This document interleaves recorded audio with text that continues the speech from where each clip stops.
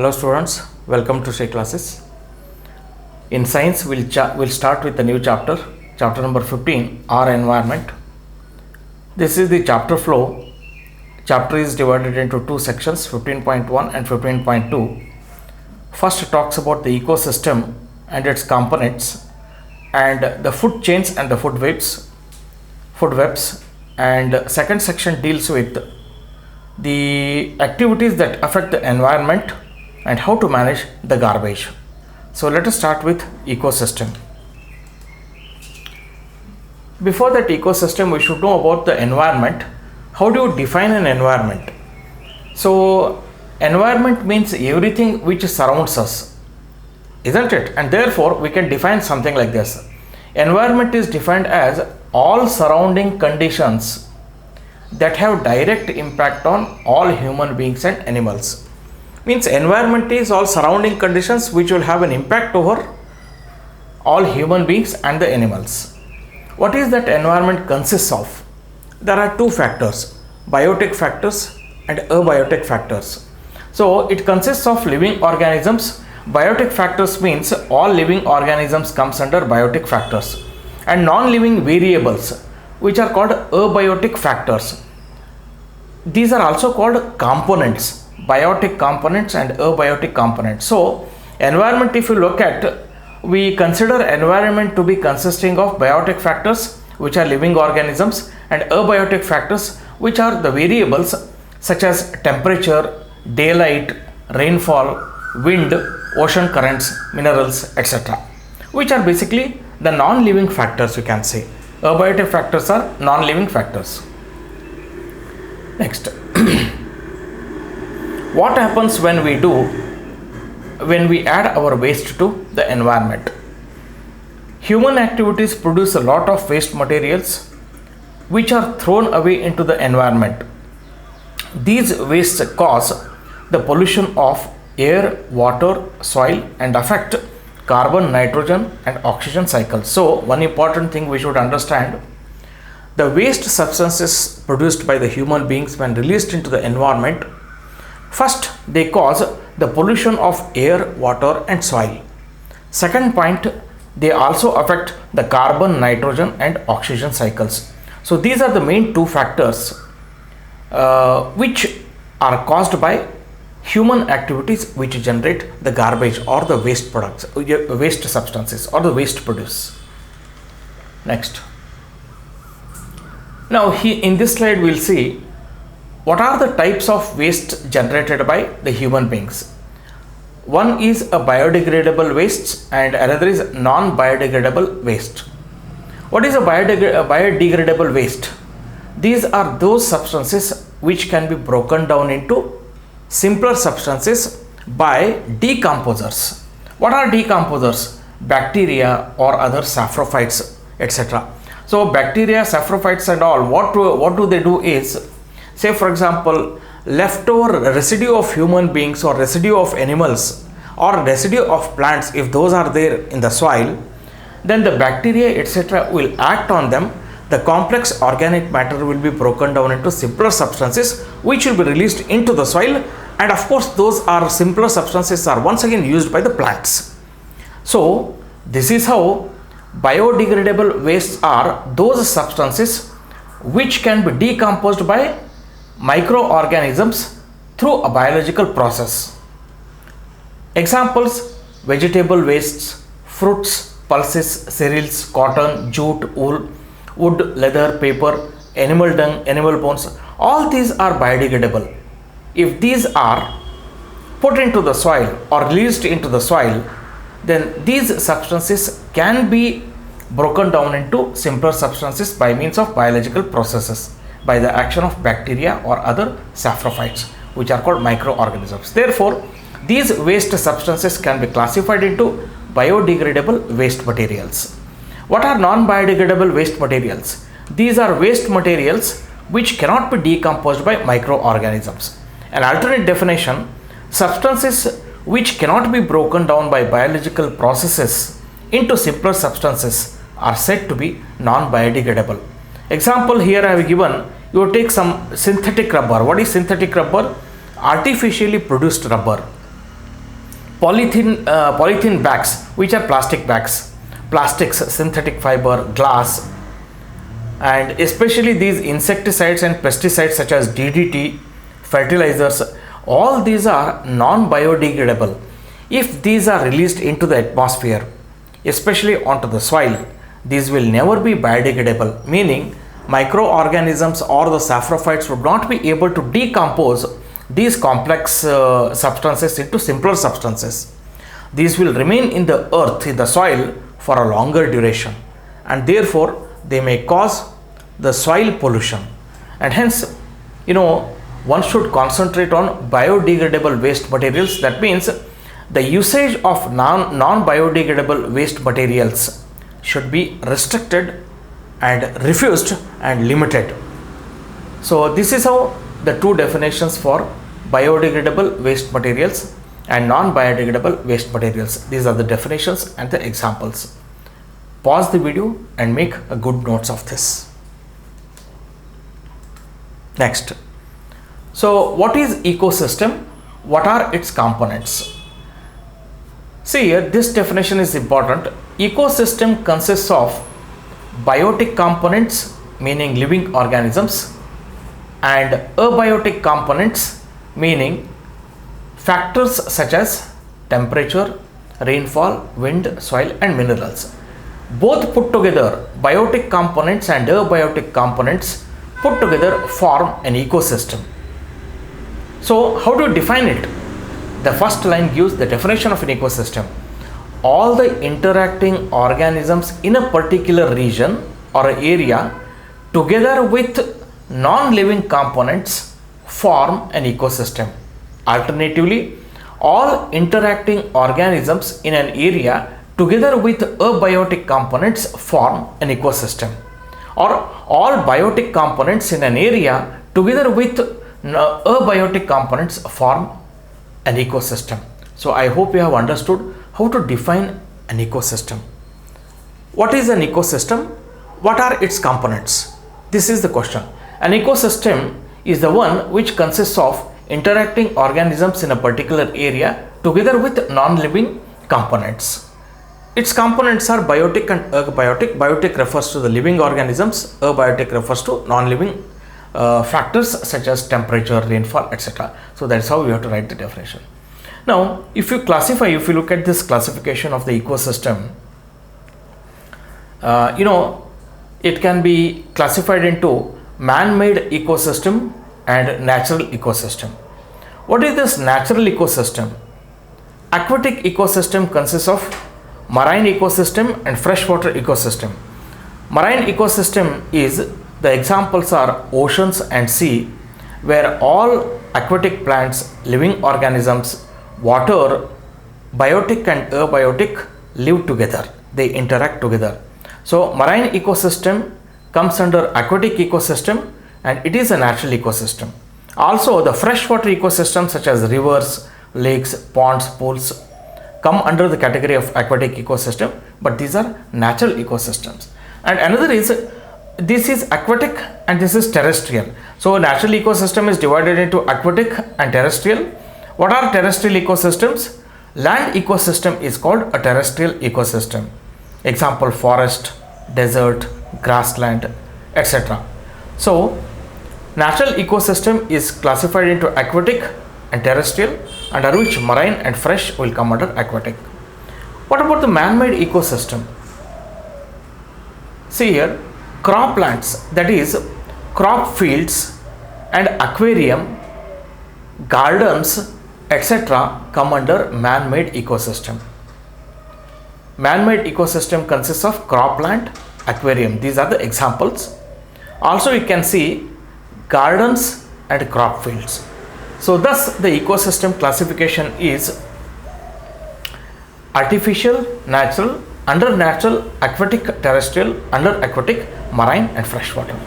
I hope you understand this very clearly, and make a note of this also, classification, because classification can come for one mark question. Classify the ecosystem. So you may get a question on this with examples. Next. Now, components of an ecosystem. See, under this, Abiotic components we already know that forms an environment. Those are rainfall, temperature, wind, ocean currents, minerals, etc. But now we are discussing components of the biotic components of an ecosystem. Biotic components means living organisms.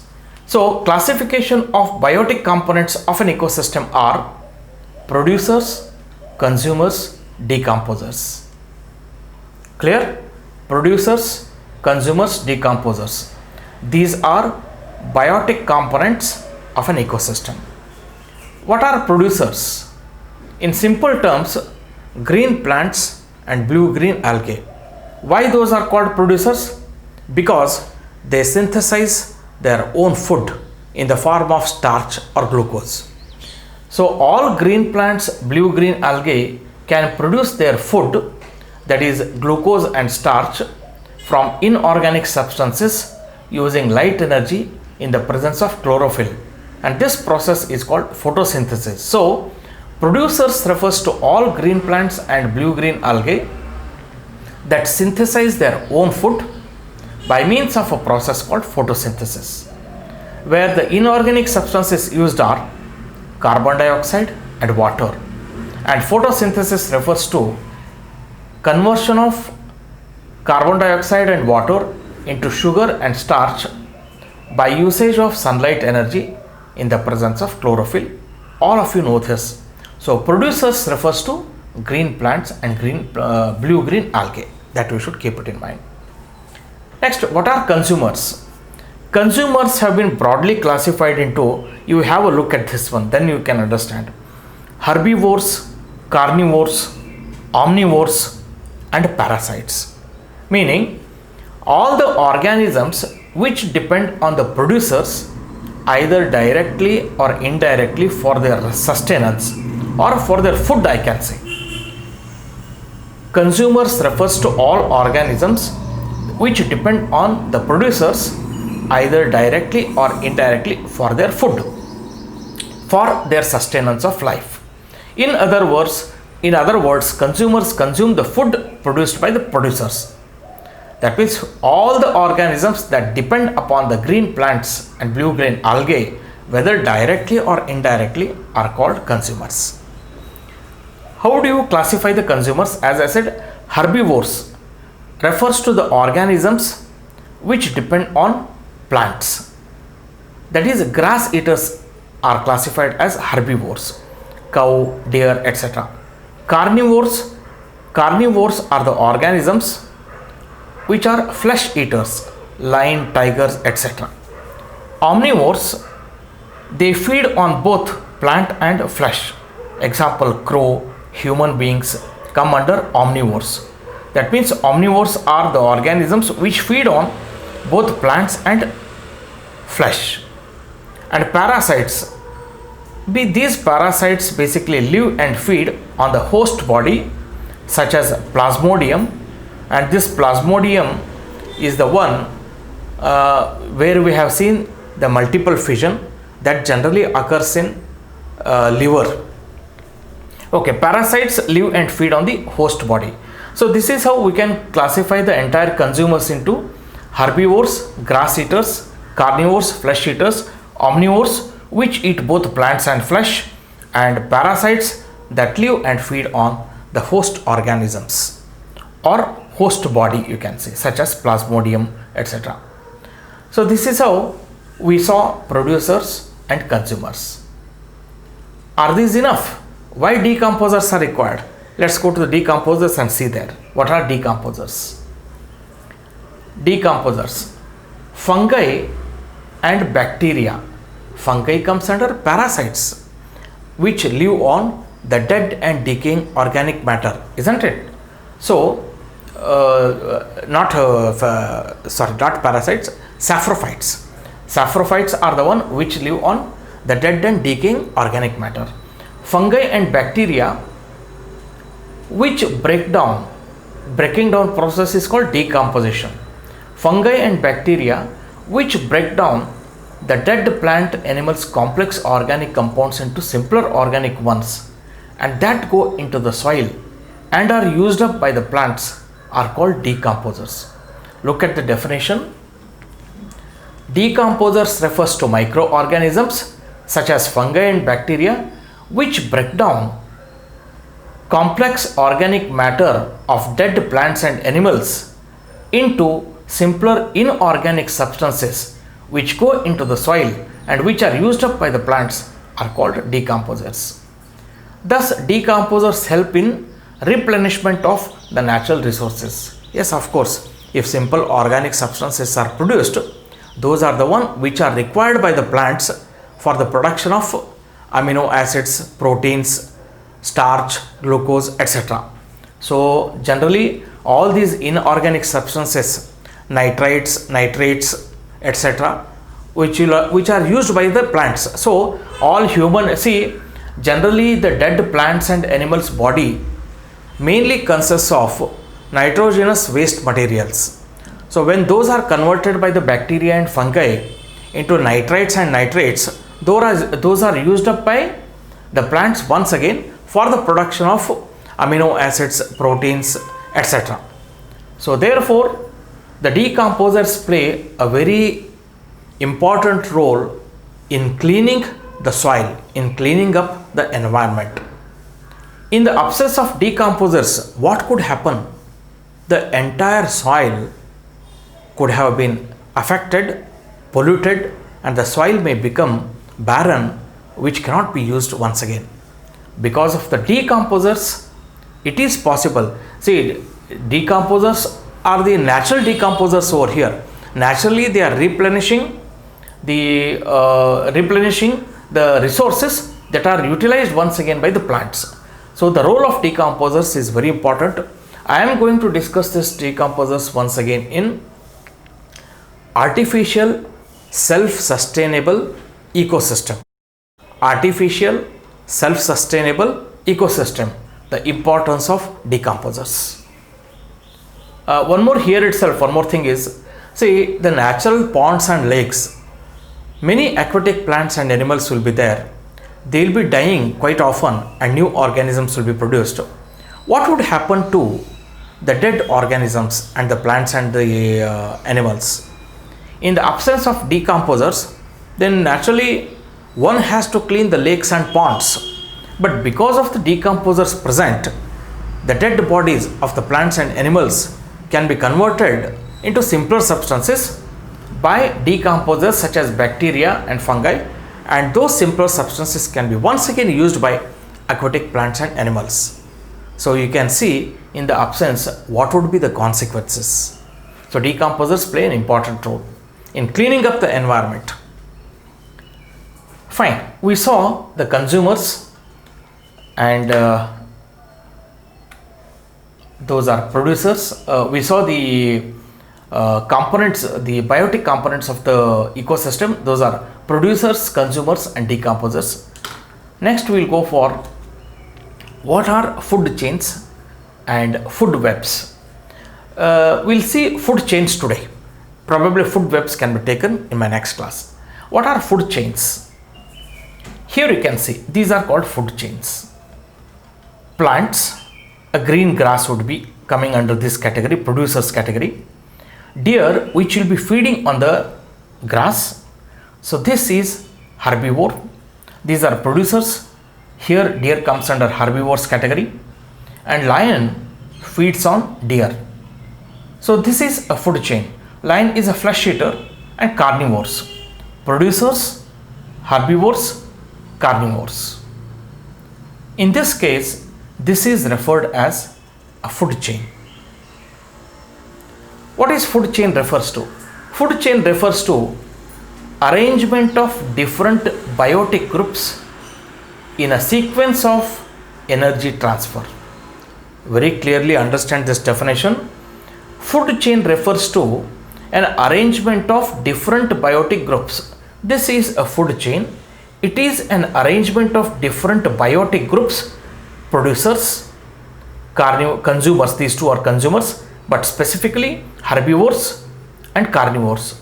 Arrangement of different biotic components in a sequence of energy transfer. Food is a form of energy. The food energy from the plants is transferred to the deer and then to the lion, and therefore this is the arrangement of different biotic groups in the sequence of energy transfer, and this forms a food chain. This is in a forest or a terrestrial food chain. Once again, food chain refers to an arrangement of different biotic groups in a sequence of energy transfer. These biotic groups are producers, herbivores, carnivores. One example is given here: producers, herbivores and carnivores. For example, T1, T2, T3 refers to the trophic levels. What are the trophic levels? Steps in the food chain. Simple steps in the food chains are called trophic levels. We'll define once again later in our slide, but for the time being, what are trophic levels? T1, T2, T3. Trophic levels refers to steps in a food chain. Fine. T1 refers to the producers, and subsequently in a food chain, T2, T3, trophic level 2, trophic level 3, it continues.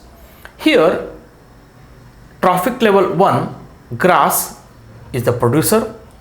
Trophic level 2, deer, is a one which depends for its food on the grass and therefore herbivores. And trophic level 3, carnivores, lion, depends for its food on deer. So this is a terrestrial food chain and a 3-step food chain.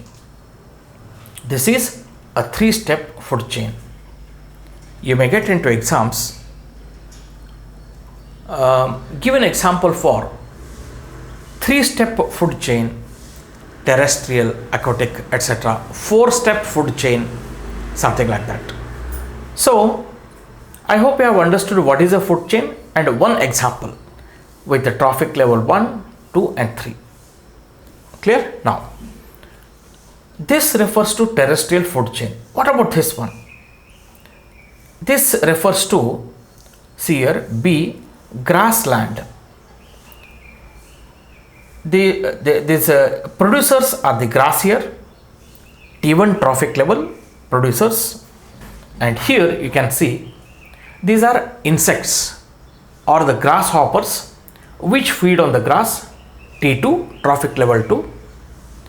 Frogs, carnivores which depend upon the herbivores such as insects, T1, T2, T3, T4 and T5. Trophic level 1, 2, 3, 4, 5. Grass, producers, insects, trophic level 2 depends on grass. Frog depends for its food on insects such as grasshoppers. Snakes eat frog, and hawk or the eagles eat the snakes. So this is a grassland food chain, of course comes under terrestrial food chain with trophic levels 1, 2, 3, 4, 5. You may be asked to give an example for a grassland trophic level with 3-step grassland trophic level. In that case, 1, 2, 3, you have to stop there. 4-step trophic level, 1, 2, 3, 4. 5-step trophic level, 1, 2, 3, 4, 5. Very rare case for existence of 5 trophic levels, and therefore remember a grassland trophic level could be the best example for 5-step: grass, insect, frog, snake, hawk. I hope you understand this. Now comes the aquatic. In a pond, you can see this C refers to in a pond, the food chain. This is 1, 2, 3, 4, 4-step aquatic food chain. 4-step aquatic food chain. These are aquatic plants and animals. What are aquatic plants and animals are called?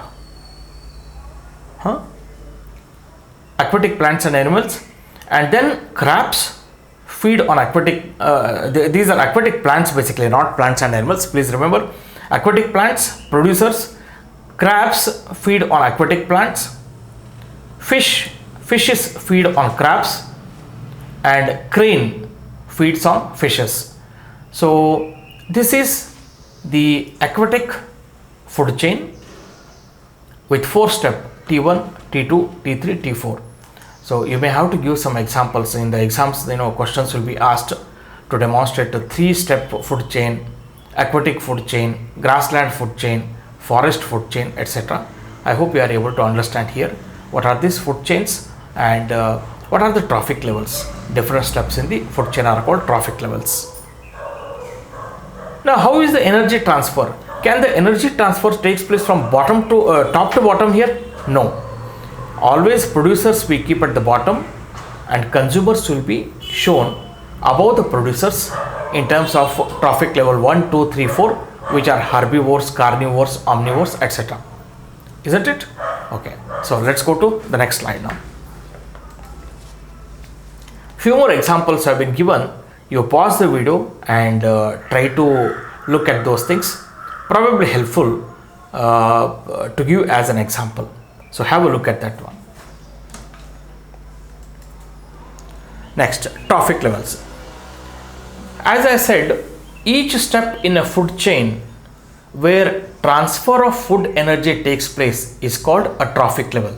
This is the definition of trophic levels.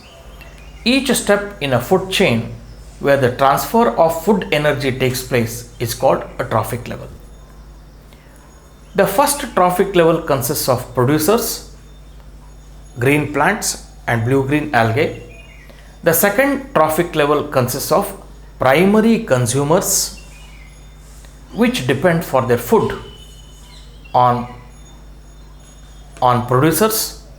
The third trophic level consists of secondary consumers which are carnivores.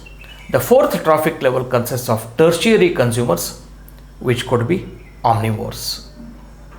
Since the transfer of food energy decreases at every trophic level, the number of trophic levels are limited and do not exceed 4 or 5.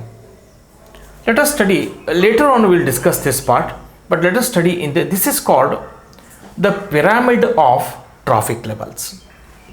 This is called the pyramid of trophic levels. Producers are placed at the bottom of the pyramid. Then comes primary consumers, which are herbivores that depend for their food on producers. Secondary consumers, carnivores, which depend for their food on primary consumers. Then tertiary consumers, which are basically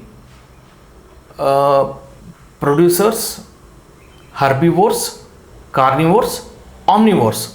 Tertiary consumers, omnivores such as human beings, which depend for their food on secondary consumers as well as on producers. What are omnivores? Which feed on both plants and animals. So these are the different trophic levels and the names for trophic levels. What are the names? Producers, primary consumers, secondary consumers, tertiary consumers. Primary consumers are generally herbivores, secondary consumers are carnivores, and tertiary consumers are omnivores. This is the sequence. And why there is a restriction or there are limited trophic levels to 1, 2, 3, 4, not more than 4 you can find over here. There is a reason which we'll study in the next slide.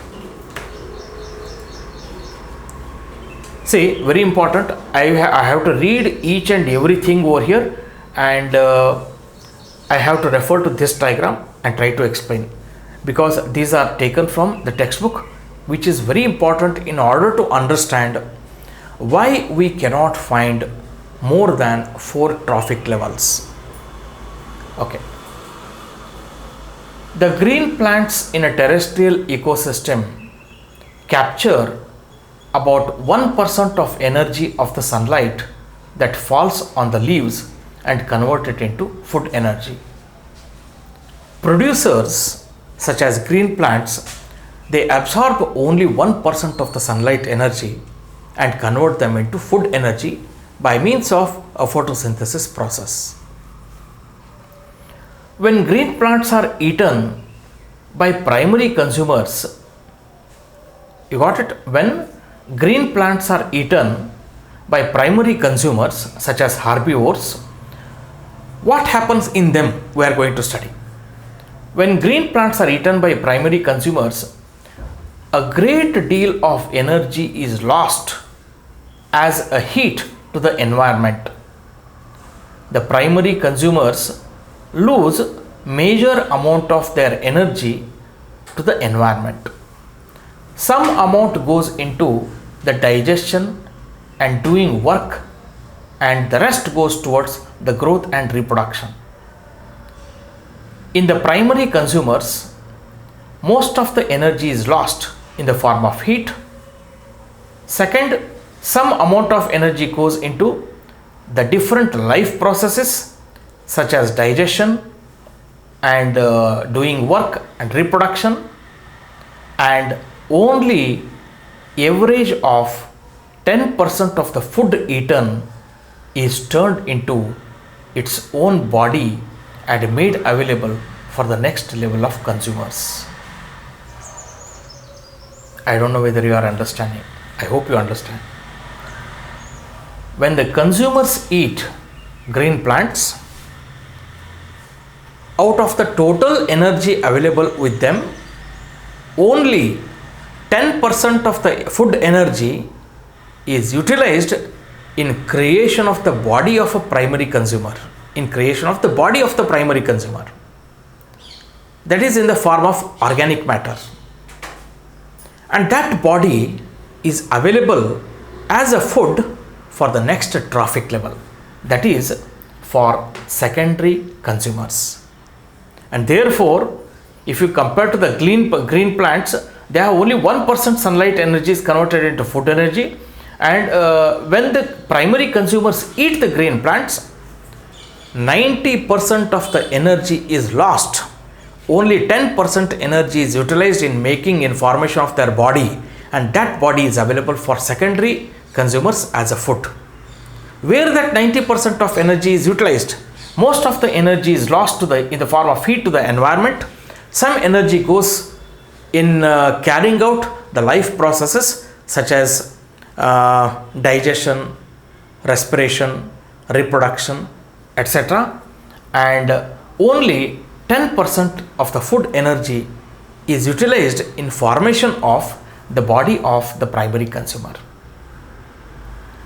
Therefore, 10% can be taken as the average value for the amount of organic matter in the form of a body that is present at each step and reaches the next level of consumers. So on an average, from here onwards you can see only 10% of the energy is 10% of the food energy is available for the next trophic level or the next level of consumers. Since so little energy is available for the next level of consumers, food chains generally consist of only 3 or 4 steps. The loss of energy at each step is so great that very little usable energy remains after 4 trophic levels. Here, suppose, with respect to the numericals, the values of the energies, we'll check this in the next slide where you will be able to understand very clearly. So, in a brief, what I can say is, out of the producers over here, 10% of the food is available for primary consumers. 10% of that energy available is given to transfer to the next secondary consumers. 10% of that energy is transferred to the terrestrial consumers, tertiary consumers such as omnivores. That means everywhere only 10% of the total energy available is transferred to the consumers or the next level of consumers. Better to understand this by an example. This is once again, before we go to the example, one more slide is there here. Just remember, this shows flow of energy in an ecosystem. Flow of energy, if you consider from sunlight to producers to herbivores, carnivores and omnivores, you can say. Rather than top carnivores, you can say simply omnivores also. That means the energy transfer is from bottom to top in the pyramid. In the pyramid of the ecosystem, the energy transfer is from bottom to top of the pyramid. What about the population? Check the population here. The population of the producers is highest. Population of tertiary consumers such as animals is very less. Therefore, the population also decreases towards the top of the pyramid, and energy also decreases towards the top of the pyramid. So these are the things which you should know. And this energy transfer is unidirectional. Energy can be transferred, food energy can be transferred only from producers to the tertiary consumers, not from backwards. So these are the two things which we have learnt. And you may get an exam, show the flow diagram for energy transfer in an ecosystem. So this is the flow diagram, remember this. Yeah, here this is a 10% law is applied, and let us see why there is a restriction for why the trophic levels are restricted to 1, 2, 3 or 4, not more than 4. Let's see here. Suppose at the producer's level 1000 kilojoules of energy is available. 90% of 1000 is utilized by the producers. Only 10% of 1000, that is 100 kilojoules, is available for primary consumers. Out of 100 kilojoules, only 10% of the energy is available, and that is transferred to the secondary consumers. Out of this 10 kilojoules, only once again 10% of 10 is 1 kilojoule. Only 1 kilojoule from here to here it is transferred. That means from secondary consumers to tertiary consumers, 10% of energy is transferred, that is 1 kilojoules. Look here, from 1000 kilojoules from producers to trophic level 4 tertiary consumers, there is only 1 kilojoule available. For the fifth trophic level, the amount of energy available can be negligible, isn't it? It is not a usable energy. Food energy is not in the form of usable form, and therefore the trophic levels that exist are limited to 4 because of the 10% law. So let us study what is given in this one. In a food chain, these biotic components where transfer of energy takes place is called a trophic level, that we have understood. The green plants capture 1% of the sunlight energy. The flow of energy is unidirectional in a food chain, that is from bottom to top. This is the flow of energy. It is only unidirectional, and there is a gradual decrease in the amount of energy transfer from one trophic level to next trophic level in a food chain. There is a gradual decrease in amount of energy transferred. Here the last sentence is important. So only 10% of energy is transferred to the next trophic level, while 90% of the energy is used by present trophic level in its life processes, and hence the energy available at the fifth trophic level is so less that it is not a usable energy. Hence the trophic levels are limited to 4 trophic levels. That is the answer which you can say. I hope you have understood with this example very clearly how is the energy flow takes place and what is the 10% law. The transfer of only 10% energy to the next level is called a 10% law. Remember that. Yeah, there are question answers over here. Very interesting. Create a terrestrial food chain depicting 4 trophic levels. Why do we not find food chains of more than 4 trophic levels in nature? How will you create an artificial aquatic ecosystem which is self-sustainable? For the first question, create a terrestrial food chain depicting 4 trophic levels. Here I have taken a grassland trophic level, which is also a terrestrial trophic level. Grass, grasshopper, frog, snake. You can stop up to this much here. And this representation of the terrestrial food chain, depicting the terrestrial food chain, can be in the form of a flow chart, and this is called a flow chart. T1 trophic level 1 producers grass, T2 grasshopper which feeds on the grass, T3 trophic level 3 frog which depends upon the grass for its food, and finally is T4 trophic level 4 snake which feeds on frog. Snake feeds on frog, frog feeds on grasshopper, grasshoppers feed on grass. So this is an example for 1, 2, 3, 4 step terrestrial food chain. Is it clear for all of you? Yeah. Next, why do we not find food chains of more than 4 trophic levels in nature? This is the answer. According to the 10% law, the amount of energy available will not be sufficient for the survival of the organisms in the 5th trophic level.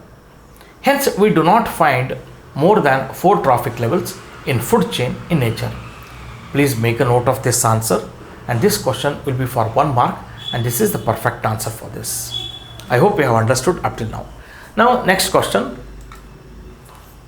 How will you create an artificial aquatic ecosystem which is self-sustainable? When I was solving the board question paper, sample question paper 1920, we came across this question, and I also said once after completion of the R environment chapter will be taken up this question. So now I am taking up this question here. See, how will you create an artificial aquatic ecosystem which is self-sustainable? So let us see here how we create. We can create an artificial ecosystem by designing an aquarium as below. So aquarium refers to an artificial ecosystem, but it requires biotic and abiotic components along with decomposers. When I say biotic components, it should have a producers, it should have consumers, it should have decomposers also. Please remember that. So take a large glass jar filled with water containing aquatic plants and animals such as fishes. Okay. Provide oxygen through an oxygen pump, which is also called an aerator, and fish food which is available in the market for life sustenance. Oxygen from the atmosphere can be pumped into the aquarium by using oxygen pump, and food that is required for sustenance of the animals such as fishes can be purchased from the market and can be put into the aquarium. Aquatic plants which are producers, we have already placed aquatic plants also in that one. Aquatic plants which are producers provide oxygen during photosynthesis. Correct? No? Oxygen is the product, oxygen is a byproduct of photosynthesis. So aquatic plants provide oxygen during photosynthesis. Aquatic animals such as consumers such as fishes use the dissolved oxygen. Oxygen produced by photosynthesis is dissolved once again into the water, and the aquatic animals use the dissolved oxygen and release carbon dioxide as a result of respiration, and this carbon dioxide can be used by the plants for photosynthesis. What a beautiful arrangement here. Oxygen is released by aquatic plants, that is used by the aquatic animals such as fishes, and as a respiration, the byproduct of the respiration being carbon dioxide is released, and that is once again utilized by the plants for the production of food. So there is a cycle over here. So next is decomposers such as bacteria can be added, which are important for the natural cleaning of the aquarium. Bacteria, fungi, etc. if we add, what happens is the food that we put, unconsumed food, can be converted back into simpler substances by decomposers. Suppose the plants die inside, aquatic plants, or some fishes die there itself. Those need to be converted back into simpler substances. Dead plants and animals are complex, nitrogenous, organic substances, and those organic substances should be converted back into simpler substances, and hence the decomposers such as bacteria play a very important role in conversion of the dead and decaying organic matter into simpler substances, and therefore we can say these are important for natural cleaning of the aquarium. Thus a self-sustained artificial ecosystem can be created. It's very important. One question you will get on this one, isn't it? So I think this is the end of the lecture 1. So I hope you have understood. This chapter is a simple for that matter, and pause the video and make a good notes of all this. And second part is a small part. In our next lecture we'll complete this chapter, and also we'll take up the question answers. So make a note, good notes, and let us end the lecture over here. Thank you for watching. See you in the next lecture.